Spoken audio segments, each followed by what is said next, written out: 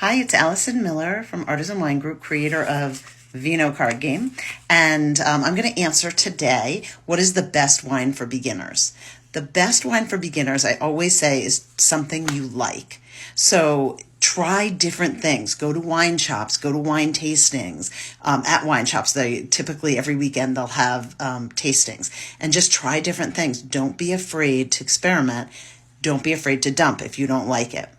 One of the things that you're trying to do as you try new wines is to figure out what taste qualities you like in wine. So it's the fruit that you like and also how it feels in your mouth, how it feels on your palate.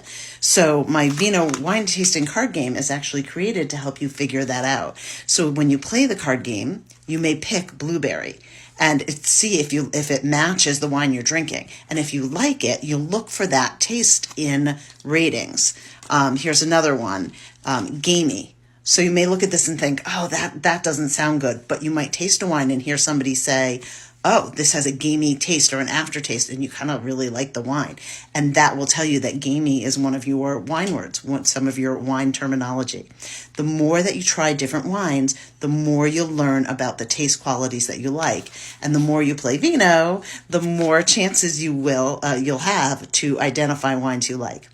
If you're simply wondering, hey, I want to buy a wine, what should I try? Because I'm not a big wine drinker.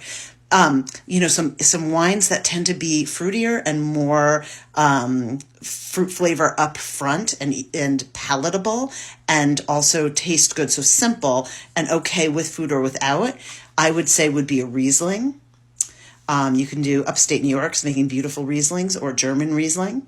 And that tends to have a little bit of spiciness in it. Not hot spice, but cloves, kitchen spices. And is really a nice pairing with a lot of different foods, but also on its own.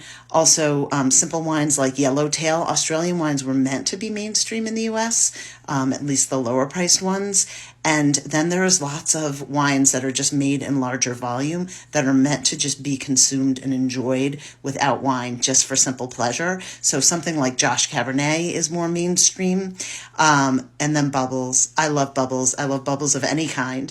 But Bubbles is also a nice entry point. So please, if you have any questions, drop them in the comments. Happy to ask. But Vino Card Game can be found at thatpartyinabox.com.